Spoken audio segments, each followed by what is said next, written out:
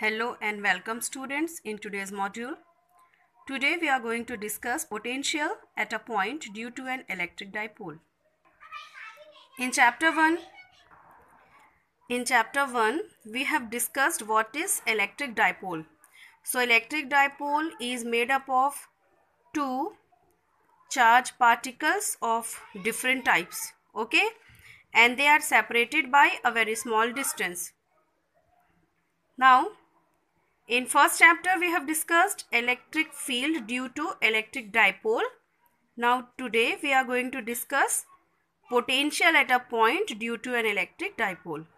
Here in front of you in figure you can see one electric dipole is given AB, okay? At the end A minus Q charge is there, at end B plus Q charge is there, and the distance between these two charges is 2A. O is the midpoint of this dipole. From this midpoint, the distance of one charge particle is A, the distance of another charge particle is A. So the total distance between minus Q and plus Q is 2A. Now suppose from the midpoint at a distance R, there is one point P where we have to find out the potential due to this dipole AB. So what we will do here? We will find out the potential due to minus Q charge at point P, then due to plus Q charge at point P, and then we will find out the total potential due to this dipole at point P. Okay. So first of all, let the distance between A and P be R1 and the distance between B and P be R2. Okay. And here we extrapolate this distance line, okay? The distance between O and P is denoted by this line.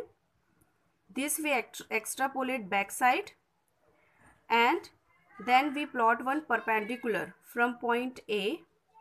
So here we will get one point M.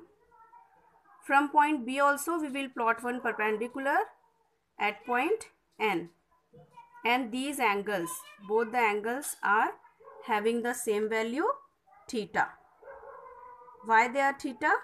Because POB is theta. Sorry, here POB, that is this one and this one is theta, and here these two angles at M and N are of 90 degree because they are perpendicular, na? So that's why. Now because here we have right angle, so it is a right angle triangle here, and this one is also a right angle triangle. So here the formulas of trigonometry can work, okay? So if we want to find out the distance ON, this distance ON, so that we can find out by OB cos theta, okay? Cos theta equals to base upon hypotenuse. So when we want to find out the base, it will be hypotenuse into cos theta. Now OB, okay, the value of OB is A, we put here, so ON we get as A cos theta. Similarly here, this is the base, this is the perpendicular, and this is the hypotenuse. So here also cos theta equals to base upon hypotenuse. So base equals to hypotenuse into cos theta.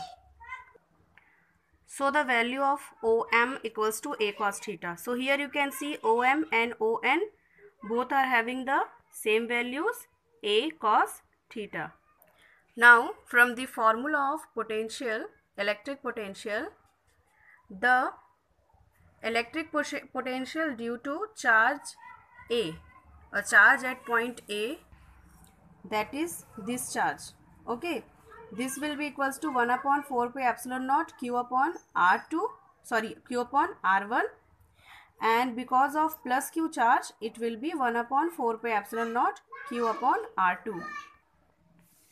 To find out the total potential due to the dipole, what we will do, we will take the potential of potential at P due to minus charge and potential at P due to plus charge, and we add them up, okay? But because here the positive charge is there and here the negative charge is there, So plus minus will become minus. If suppose there is an arrangement where both the charges are of same type, so we will simply add them. But here the charges are of different types. Okay, at one side positive charge is there, at one side negative charge is there. So that's why plus minus will become minus. So here the total potential will be the difference of individual potentials. Okay, now one more thing.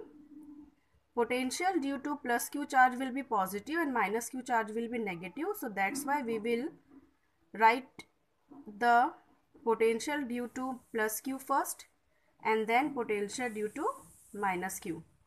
Okay, now when we try to find out the total potential, it will look like this.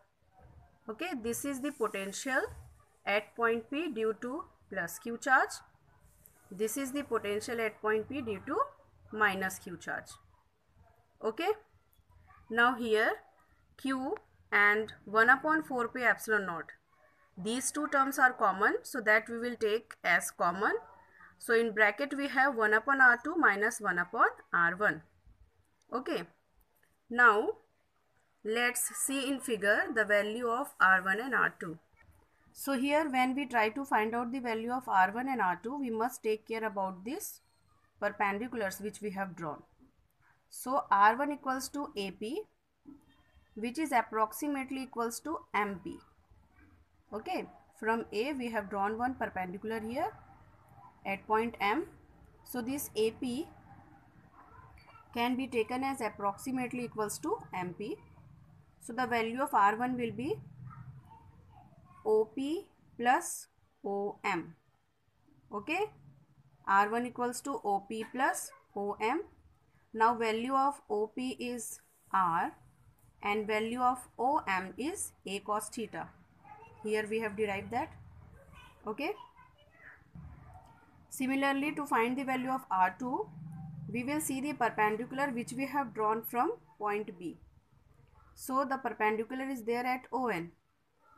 Okay, now R2 equals to BP, which can be approximately equals to NP. So when we try to find out the value of NP, it will be equals to OP minus ON.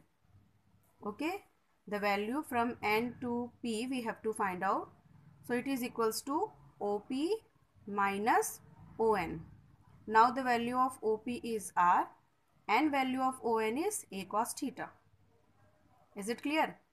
So when we are finding out the value of R1, we got R plus A cos theta, and the value of R2 we got R minus A cos theta. Here you can see these two values of R1 and R2.